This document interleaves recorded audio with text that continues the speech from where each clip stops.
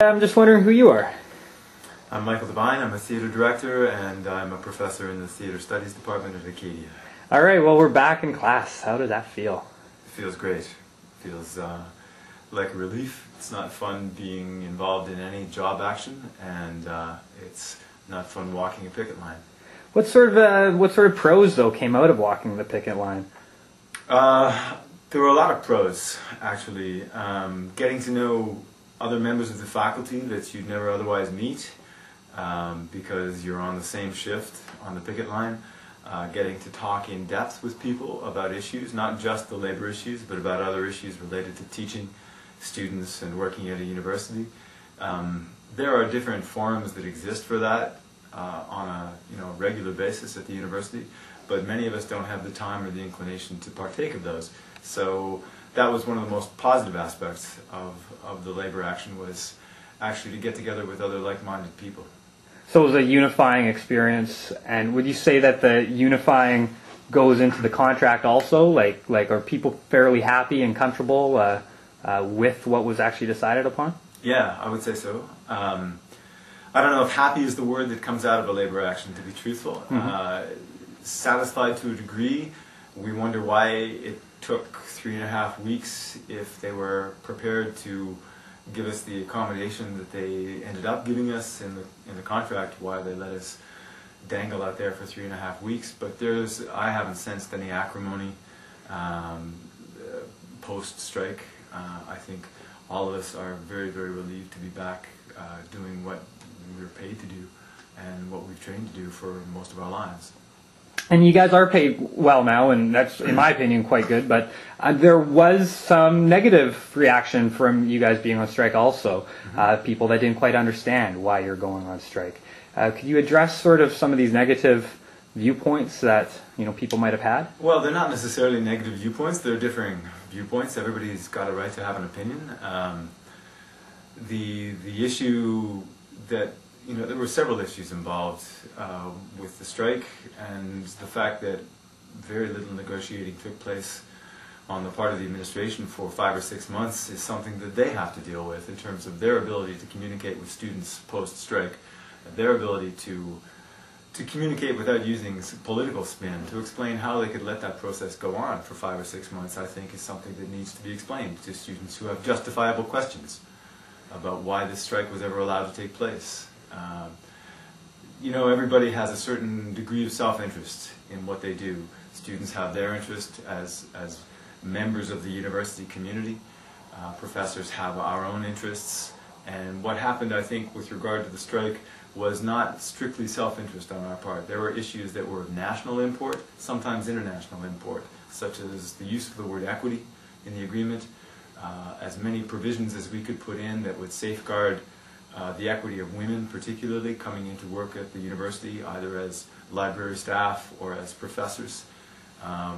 Healthcare, daycare, all of those issues are basic issues, human rights issues that exist at universities across the country and internationally, mostly. The standards are not uniform, so every university has to work out a different agreement. We felt that the issues that we were fighting for were not strictly confined to these professors at this university, and very much not confined to the issue of wages.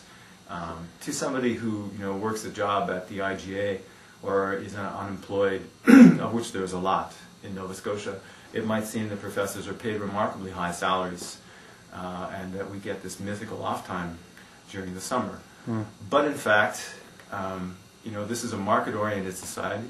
We're all capitalists, regardless of what political stance we take in our daily lives. And what the market will bear tells us that the professors at Acadia were amongst the lowest, if not the very lowest, at their level of qualification in Canada. Lawyers charge $300 to $500 an hour.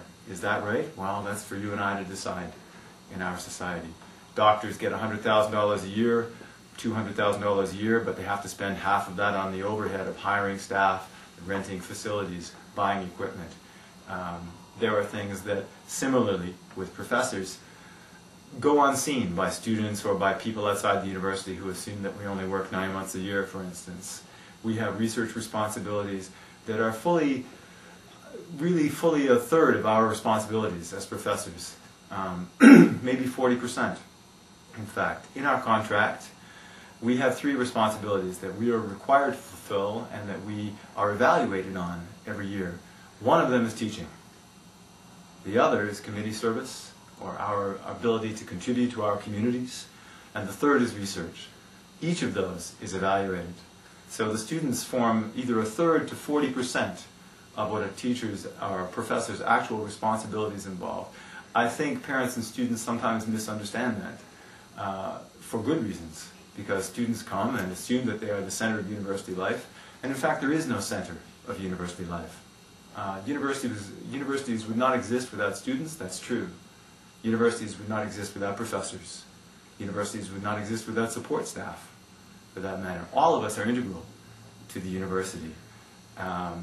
What goes unseen in how we work is the idea that we are required to do research and committee work at the same time as we are continually upgrading our qualifications as instructors. We have to prove that we're expert instructors.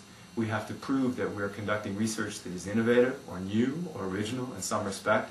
That takes many of the professors most of their summers. And we have to prove that we are committed community members by taking our part in committees both at the university, within the local community, or in my case internationally, by working internationally and contributing to the lives of different communities across the world. That's essentially what we train to do. Those of us who have 25 to 26 years of professional training have trained for this moment to do all 3 simultaneously. I think it gets lost sometimes because of the love and the passion that professors have for their students. I can't speak for every professor, but certainly on my part, I love my research. I'm an international director. I work overseas continually.